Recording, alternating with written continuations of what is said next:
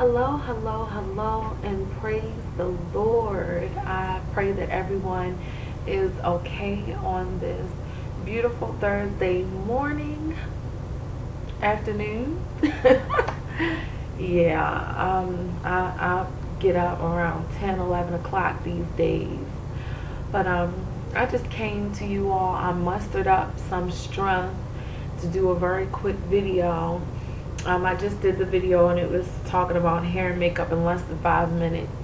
I woke up this morning, I took a shower, I washed off. As you can see, in my last video I had a little teeny bit of shimmer over my eyes from where I wiped my face down and got as close to my eyebrows as possible, but it was still a little shimmer left over from yesterday.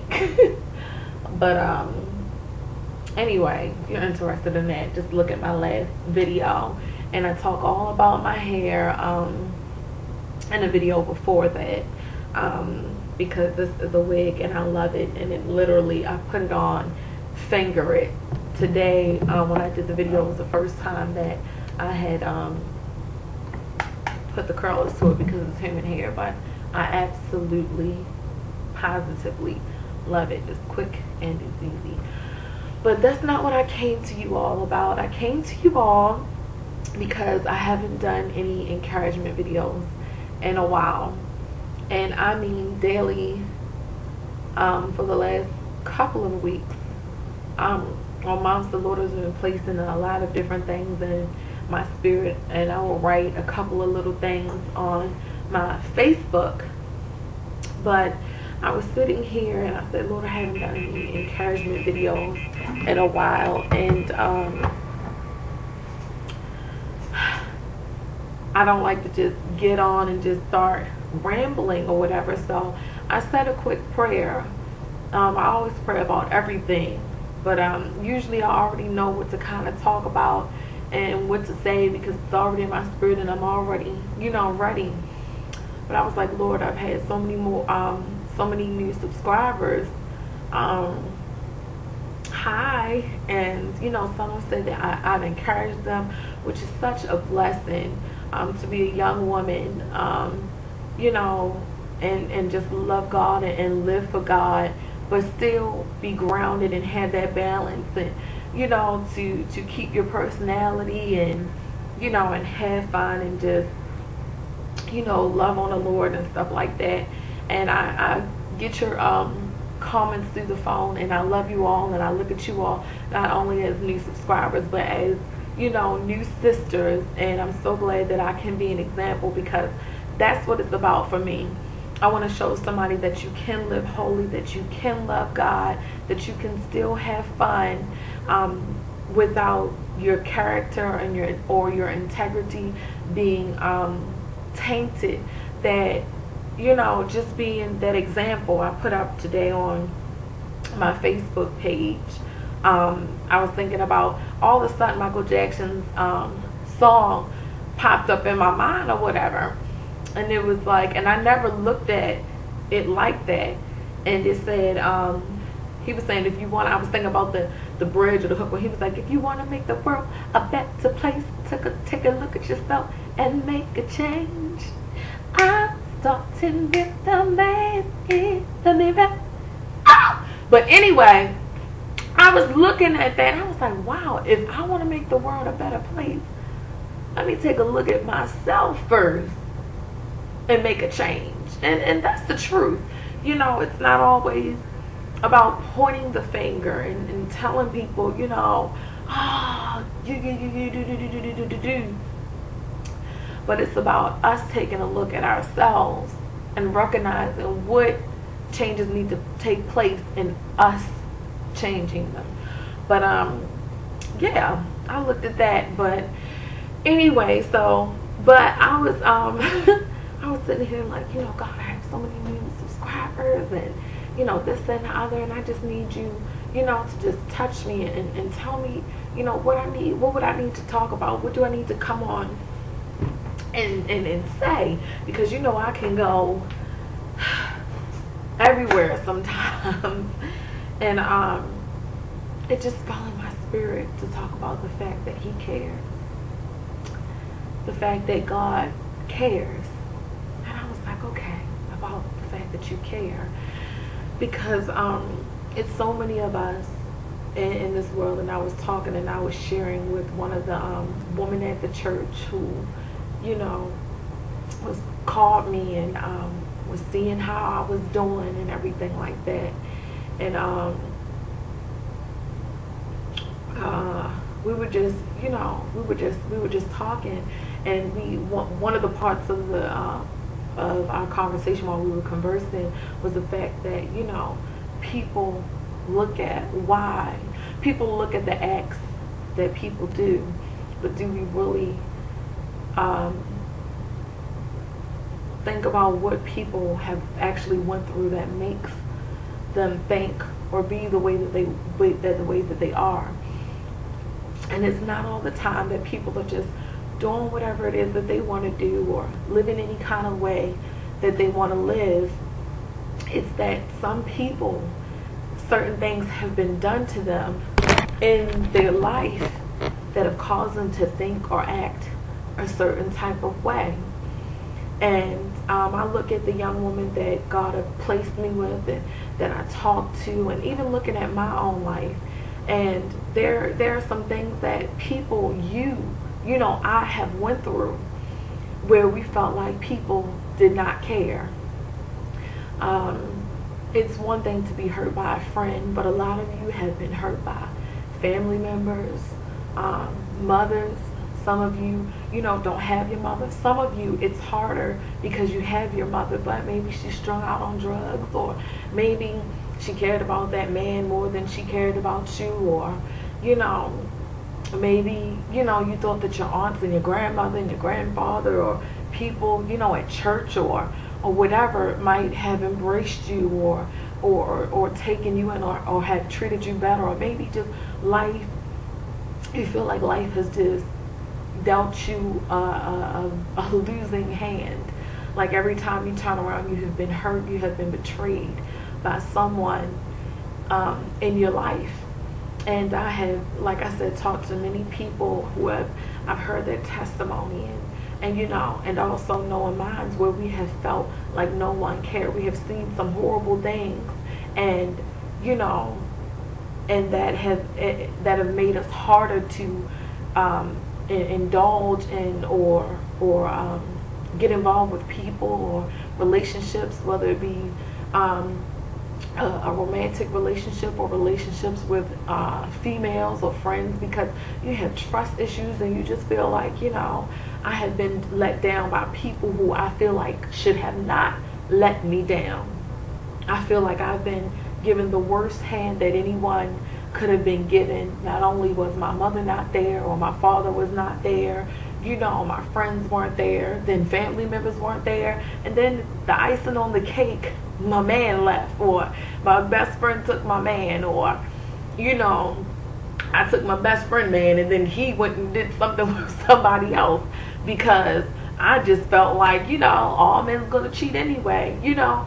So we look at these horrible things or whatever that some people do, but we don't, you know, think, oh my goodness, you know, to hear that testimony or to sit down and be like, wow, you went through that, you know. And there's a lot of people that are hurt, a lot of people that are wounded are in a place right now where they feel like, you know, I just feel like nobody cares about me. I'm struggling, I'm paying bills, I'm a single mom, you know. Dude just walked up, just went about his business, and I'm stuck with 3 kids or 4 kids or 5 kids.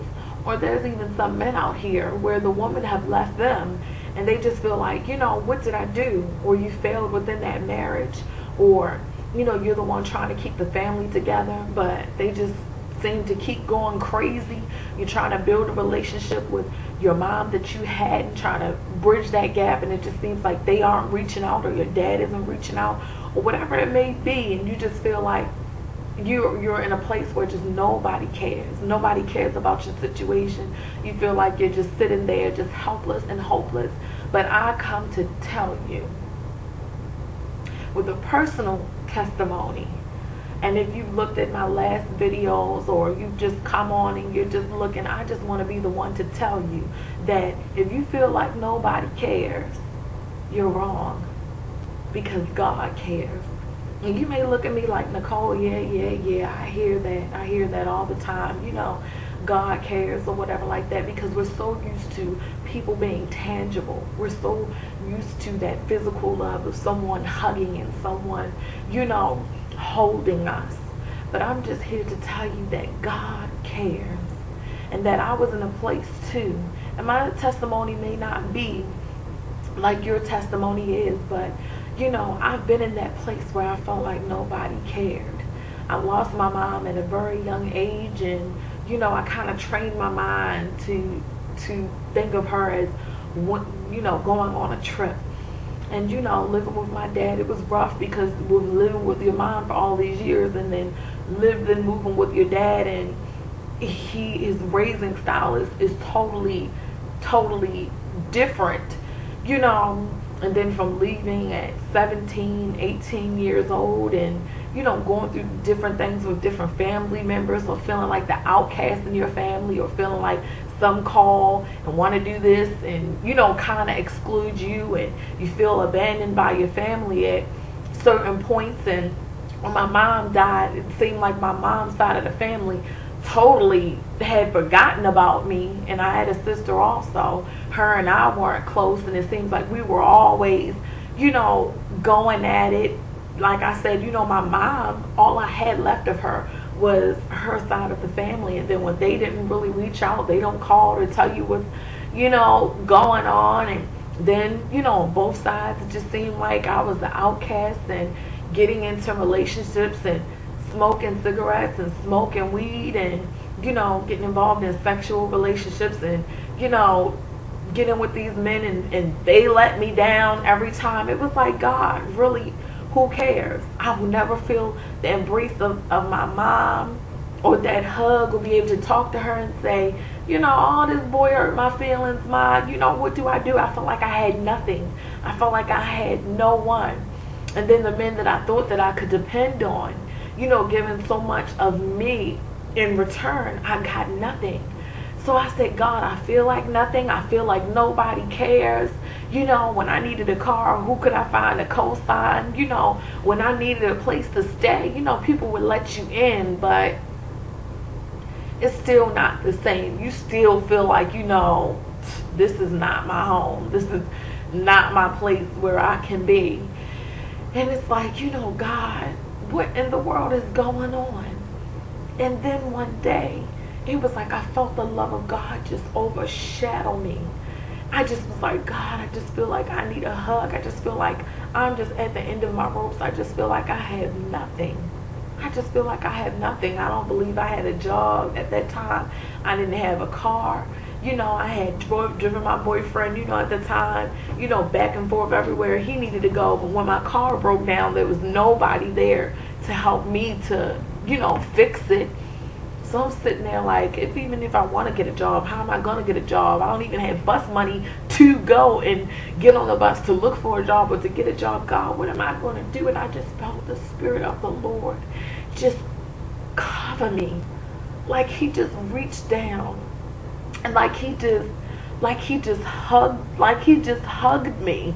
Like physically, it felt like I almost felt it, and it was just something within my heart, something within my spirit that just let me know there is a God who cares about me, that I did not have to substitute love with giving up my body, that I did not have to run in and out of relationships. As soon as I had one boyfriend and it was over, it was somebody there all ready to take his place. I didn't have to keep running.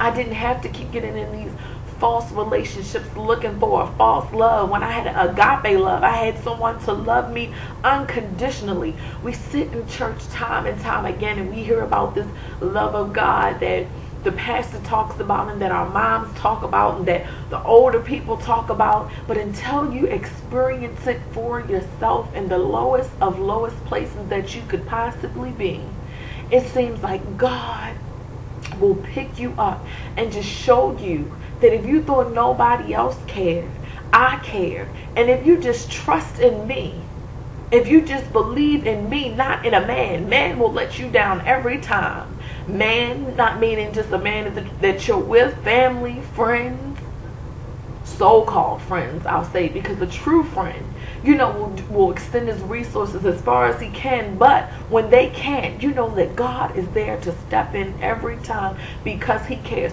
And all it takes is for you to let him in. All it takes is for you to rededicate your life back to him. All it takes is for you to just say a prayer and say, God, I've tried for too long to do it on my own. I've tried for so long to substitute my love for you with all these other different things.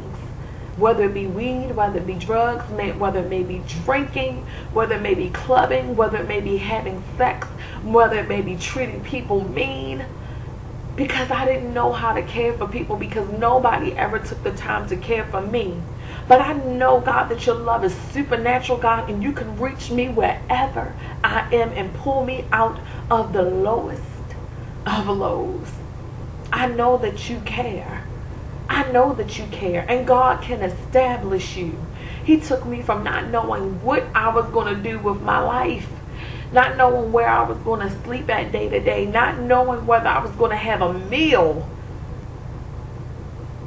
I can't even begin to tell you how he did it. I don't even know. All I know is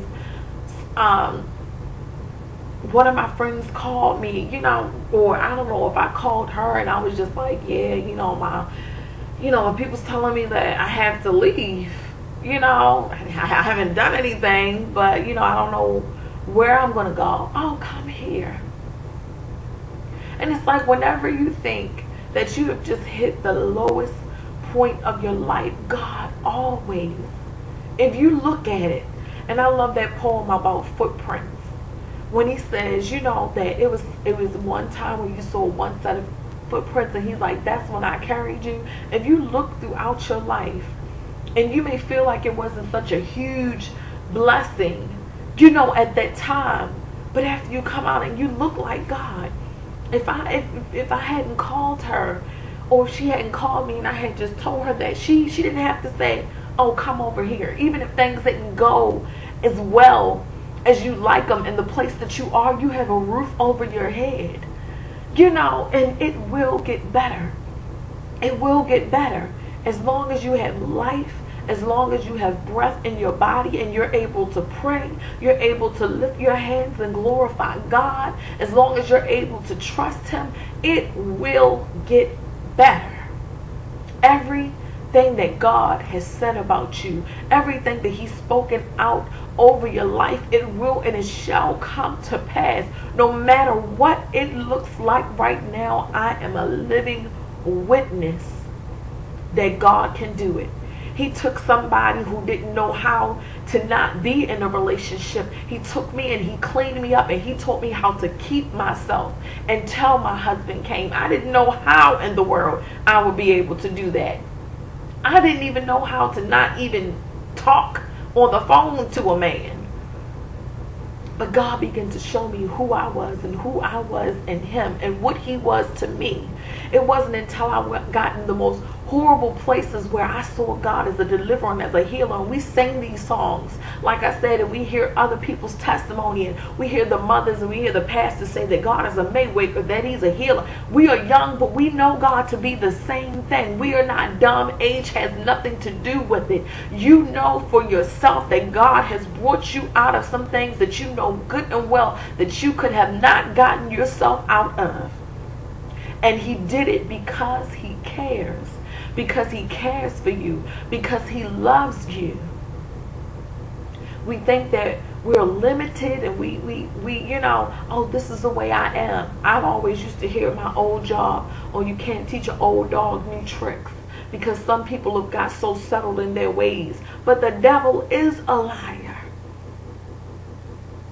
Those things that were done to us, those things that were said to us that made us feel like we were nothing and that we were no one, God can turn it and touch our hearts so we can forgive those. And it's a process. But it can be done. We can forgive those who have hurt us, and we can move on. We do not have to reenact the hurt that has been put on and afflicted on us. If you feel like nobody cares, God cares. And you can talk to him at any time. He can touch you wherever you are. On the job, in your home, in your basement, on your bed. He can do it. I want to come back with prayer.